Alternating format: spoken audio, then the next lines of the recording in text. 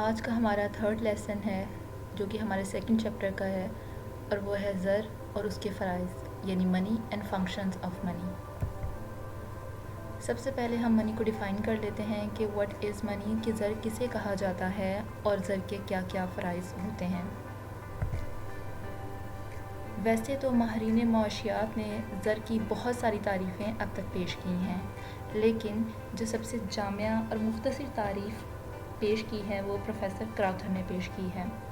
Professor کراؤتھر کے مطابق زر وہ چیز ہے جسے اعلیٰ مبادلہ کی حیثیت سے قبولیت عامہ حاصل ہو اور ساتھ ہی پیمائش قدر اور ذخیرہ قدر کا کام سر انجام دے۔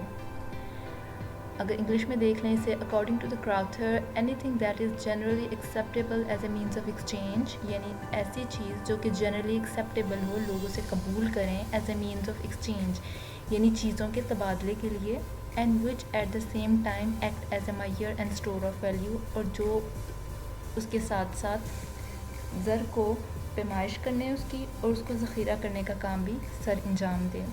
تو اگر دیکھا جائے تو یہاں پہ زر کی ڈیفینیشن میں ہی اس کے 3 مین فنکشنز بتا دیے گئے ہیں، 3 مین فرائض بتا دیے گئے ہیں۔ پہلا، لوگ اسے قبول کریں، یعنی اسے قبولیت عامہ حاصل ہو، جنرلی اسے ایکسیپٹیبل ہونا چاہیے۔ جو بھی چیز زر کہلائی جانا چاہتی ہے اس کے اندر یہ خوبی ہونی چاہیے کہ لوگ اسے لین دین کے لیے قبول کریں۔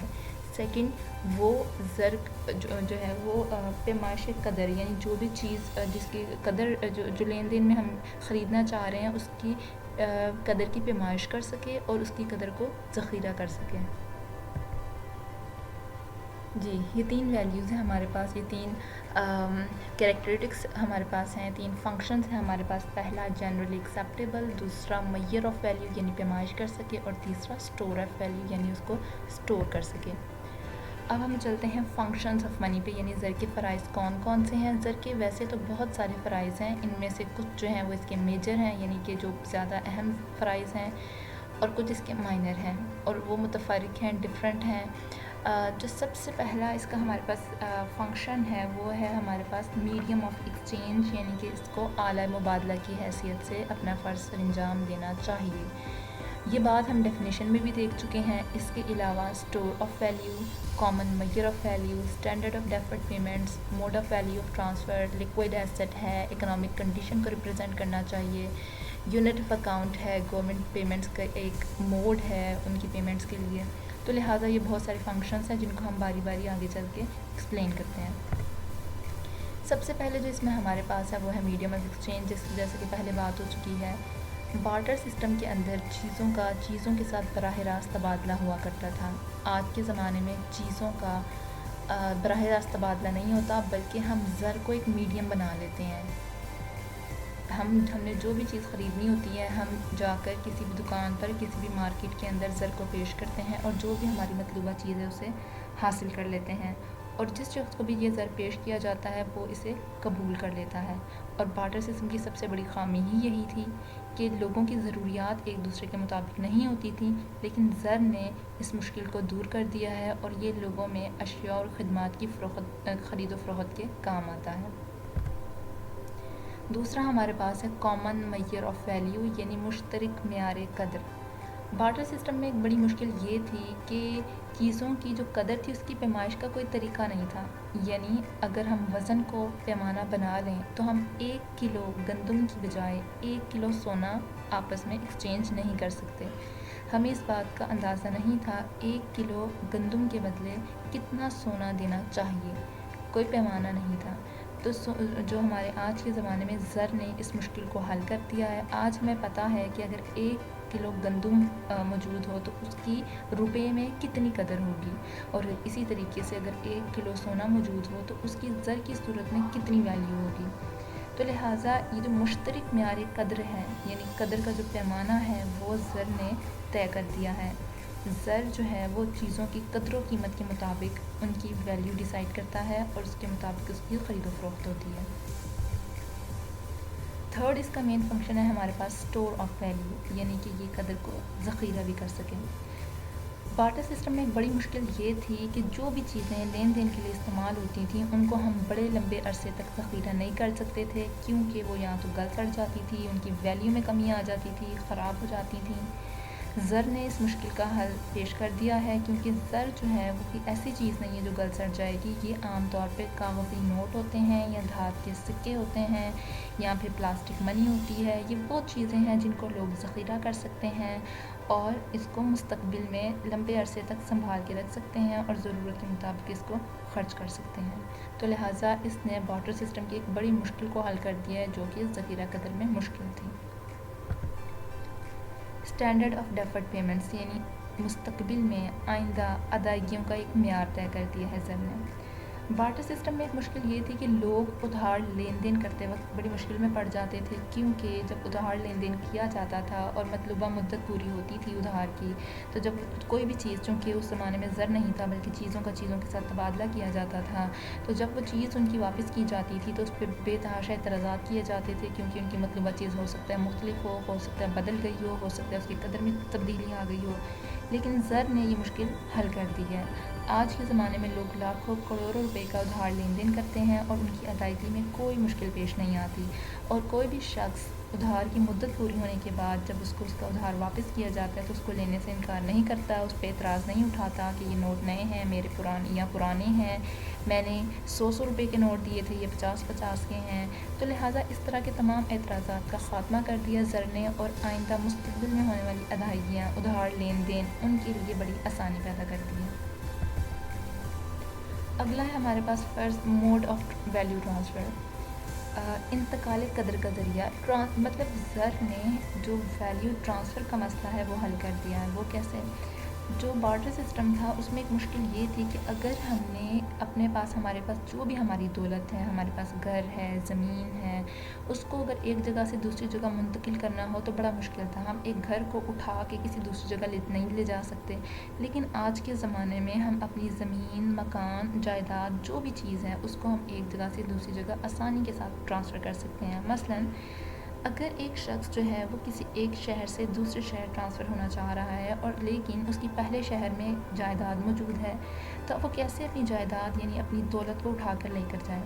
وہ کیا کرے گا؟ وہ پہلے شہر میں جہاں وہ اس کی رہائش ہے وہ اپنی جائیداد کو بیچ دے گا اور اس کے بدلے زر حاصل کر لے گا، پیسے حاصل کر لے گا۔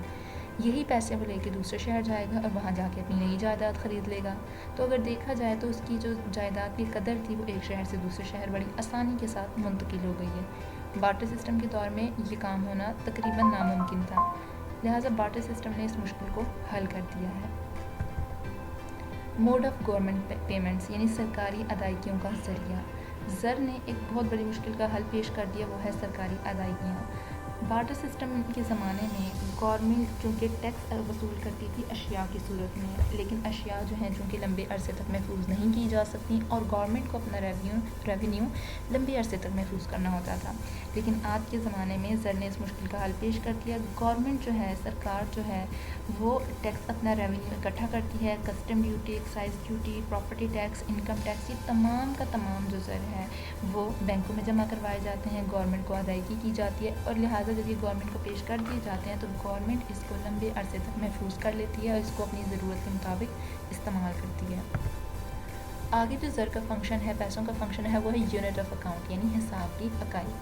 حساب کی اکائی کیا ہے کہ یہ اشیاء کی قیمتوں کا تعین کرتا ہے، کسی شخص کی آمدنی کا تعین کرتا ہے، یہ یونٹ پیش کرتا ہے۔ جیسے مثال کے طور پہ اگر ہم نے لمبائی کو ماپنا ہو، اونچائی کو ماپنا ہو تو ہمارے پاس میٹرز، سینٹی میٹرز، فیٹ یعنی ایک یونٹ ہوتا ہے ہمارے پاس۔ اسی طریقے سے آج کے زمانے میں اشیاء کی قیمتوں کا تعین جو ہے وہ زر کی صورت میں ہوتا ہے۔ ہم نے کسی مزدور کو اجرت دینی ہو تو ہمیں پتہ ہوتا ہے کہ ہم نے روپے کی صورت میں دینی ہے، اور روپے کی صورت میں وہ چاہے 200، 300، 1000، 2000 جتنی بھی اس کی اجرت بنتی ہے ہم اس کو ادا کر دیتے ہیں۔ ہم نے زمین کا کرایہ ادا کرنا ہو، ہم نے سود ادا کرنا ہو، ہم نے آپس میں لین دین کرنا ہو، ہم نے اشیاء کی قیمتیں ڈٹرمن کرنی ہو، تمام کیسز کے اندر زر جو ہے ہمیں ایک یونٹ مہیا کر دیتا ہے۔ تو لہٰذا زر نے ہمارا یہ مسئلہ بھی حل کر دیا۔ اس کے بعد زر کا ایک اور فنکشن یہ ہے کہ یہ ایک لیکوئڈ ایسٹ ہے، یعنی جو پروفیسر کینز کے مطابق لیکوڈیٹی کیا ہے کہ لوگ کتنی جلدی ہم اس ایسٹ کو کسی بھی دوسری چیز میں کنورٹ کر سکتے ہیں۔ مثلاً اگر ہمارے پاس زر کی بجائے کوئی سونا پڑا ہے یا چاندی پڑا ہے یا دھات کوئی ہے یا بانڈز پڑے ہوئے ہیں اور ہم کوئی چیز خریدنا چاہتے ہیں، تو لوگ جو ہیں وہ اس کو اتنی جلدی آسانی سے لین دین میں قبول نہیں کریں گے. مثلاً ایسا نہیں ہوگا کہ ہم اپنا سونا یا چاندی لے کے باہر دکان پر جائیں اور وہ ہمیں گندم یا چاول کے بدلے ہمارا سونا لے لے. وہ اس کو لینے میں جھجک یا تھوڑا سا ہچکچاہٹ کا ضرور شکار ہوگا, یعنی وہ فوراً سے کنورٹیبل نہیں ہوا. اور زر ایک ایسی چیز ہے جو فوراً سے کنورٹ ہو جاتا ہے, یہ اس کی لیکوڈیٹی پراپرٹی ہے. اور زر جو ہے وہ سب سے لیکوڈ ایسٹ ہے ان آل فائنینشیل ایسٹس.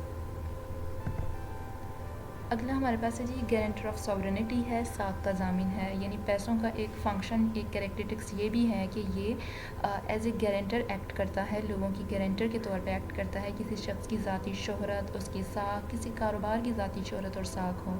مثال کے طور پر اگر کوئی شخص کسی بینک یا کسی بھی فائنینشیل انسٹیٹیوشنز یعنی مالی ادارے سے لون حاصل کرنا چاہتا ہے, قرضہ لینا چاہتا ہے, تو بینک کسی بھی عام انسان کو جس کی مالی حیثیت جو ہے وہ کم تر ہو یا اس کی کوئی فکس جاب نہ ہو, تو بینک ایسے لوگوں کو قرضہ دیتے وقت ہچکچاہٹ کا شکار ہوگا, یا ہو سکتا ہے وہ قرضہ دینے سے انکار کر دے کیونکہ گارنٹی نہیں ہے کہ وہ شخص قرضہ واپس کر پائے گا یا نہیں کر پائے گا. جبکہ دوسری طرف اگر کوئی شخص یا کاروبار یا کوئی کمپنی قرضہ حاصل کرنا چاہتی ہے, چونکہ اس کی ایک ورتھ ہے, اس کی معاشرے میں ایک عزت ہے, ایک ساکھ ہے, ایک نام ہے, ایک گڈ ول ہے, لہٰذا بینک اس کو زیادہ آسانی سے قرضہ دے گا کیونکہ بینک کو اس بات پہ یقین ہے کہ اس کمپنی کا ایک بزنس ہے, ایک پروفٹ ہے, پروفٹ ارن کرتی ہے, لہٰذا وہ اس کو آسانی سے دے دے گا کیونکہ اس کو اس بات کی گارنٹی ہے کہ چونکہ یہ پیسہ ارن کرتا ہے لہٰذا یہ میرا لون واپس کرنے کے قابل ہے. لہٰذا جو پیسے ہیں ان کی ایک کریکٹرسٹکس بھی ہے, یہ گارنٹر کے طور پہ ایکٹ کرتے ہیں. لاسٹ فنکشن ہے یہ اکنامک کنڈیشن کو بھی میئر کرتا ہے.